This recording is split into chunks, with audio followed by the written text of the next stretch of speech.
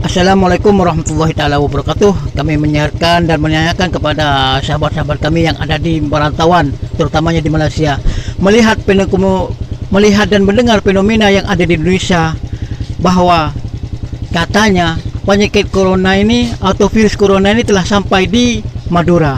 Namun kenyataannya banyak orang yang mati tidak diketahui sebab penyakitnya. Sebelum mati ada sebagian, termasuk dari keluarga saya, bahkan sebelum mati dia itu pukul 8 atau pukul 9 di swab, namun tidak mempunyai tanda-tanda COVID-19. Namun setelah pukul 3 pagi dia meninggal dunia. Oke. Menurut Bapak Rufi, gimana Bapak Rufi ini? Ya, bahasa kita boleh bercampur-campur karena kita ada di perantauan. Karena kebiasaan kita kadang-kadang bicara dengan bahasa Melayu atau bahasa Indonesia, kadang-kadang bahasa kampung terlihat tersendiri. Oke, menurut Bapak Rufi gimana mengenai fenomena yang terjadi? Tahu. Ini menurut pendapat Bapak Rufi mengenai penyakit yang ada di Madura khususnya. Sedangkan dia mempunyai pendapat penyakit virus biasanya menyerang pada tenggorokan dan asma. Namun pada saat ini di Madura itu menyerang bukan pada leher, namun pada dadanya. Di saat dibantu dengan oksigen, katanya nih melalui, karena apa? Kita nih berada di luar negeri atau di perantauan seperti ini hanya mendengar dan melihat melalui alat media. Namun kenyataannya orang kampung lah yang tahu. Namun orang kampung itu mengatakan bahwa dia penyakit ini menyerang di dada sehingga mempunyai efek sesak nafas atau asma. Namun kalau asma itu, sesak nafas itu dapat dibantu oleh oksigen, betul ya Pak ya? Betul, dibantu oleh oksigen. Namun bantuan oksigen itu tidak bermanfaat atau tidak berguna sama sekali. Bahkan dia mempunyai efek bertambah parah. Efek bertambah parah terhadap pernapasannya. Gitu. Saya pun dengan fenomena yang ada di Madura khususnya ini, saya tidak memahami. Padahal ya, sebelumnya penyakit corona kalau menurut penelitian secara ilmiah, secara logika manusia ini, penyakit corona ini memang ada dari tahun-tahun sebelumnya, bahkan mungkin kita sebelum lahir sudah ada. Namun corona ini muncul di Wuhan pada bulan Desember tahun 19, dinamakan COVID-19. Betul Pak Rian? Betul. COVID-19 yaitu dengan maksud coronavirus Desember 19, tahunnya itu 19 karena WHO telah menentukan seperti itu. Kemudian ada varian baru yang itu menyerang dan tumbuhnya dari Eropa, Amerika, Afrika, termasuk benua-benua Eropa lah, Inggris gitu juga.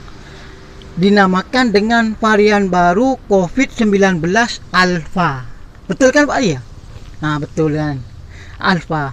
Dengan itu dinamakan varian Alpha ini, itu menyerang pada bagian benua Eropa lah khususnya. Namun sekarang ini dinamakan dengan varian Delta. Ini kan sekarang ada, ini Bapak Rufi mengatakan ada varian baru dikatakan dengan populernya COVID-19D, yaitu COVID-19 Delta, yang pada awalnya munculnya dari India. Masa itu waktu perayaan apalah yang mandi di Sungai Gangga, keluar orang berjatuhan. Wah, disebabkan ada virus telah dicek oleh WHO. Dia mengatakan bahwa virus itu virus corona COVID-19 Delta. Namun fenomena terjadi lagi yang baru ini, yaitu terjadi pada kampung kita khususnya Indonesia, yang paling spesifiknya di Madura. Ini apa namanya? COVID-19 apa ini? Mungkin ini ada varian baru lah.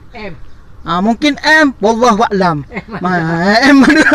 Oh gitu ya. Wallahu a'lam, ini serius ya. Walaupun dalam kita ketawa hanya itu untuk menghilangkan rasa kejenuhan kita. Karena apa? Dari waktu, dari pun setiap masa ketika kami menerima telepon dari Indonesia itu, yaitu yang menyampaikan adalah tentang kematiannya, tentang kematian saudara, bahkan tetangga, bahkan di antara kita juga sahabat-sahabat kita itu mengatakan adalah meninggal disebabkan ketika ditanya kepada ahli keluarganya, dia mengatakan bahwa itu mula-mula dia memang terasa panas dan sejuk. Ya, betul Pak?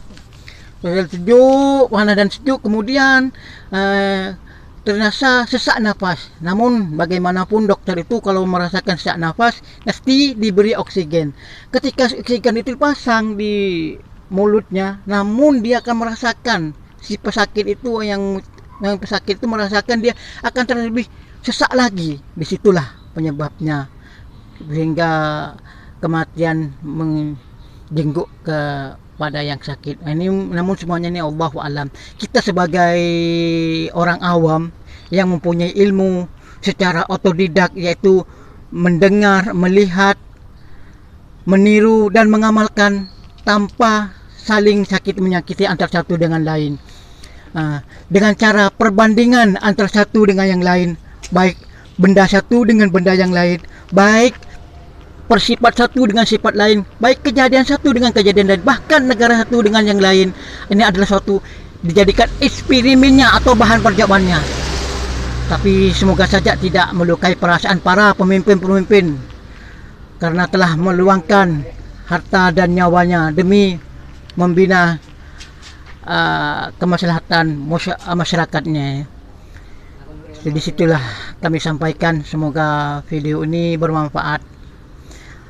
Mari kita sharing, karena penyakit ini adalah penyakit yang belum tentu dan tidak ditemukan obatnya. Apabila ada yang lebih logik lagi, kita sharing kepada channel ini. Jangan lupa like dan subscribe agar makin tumbuh informasi-informasi ini. Oke, terima kasih. Wallahu alam.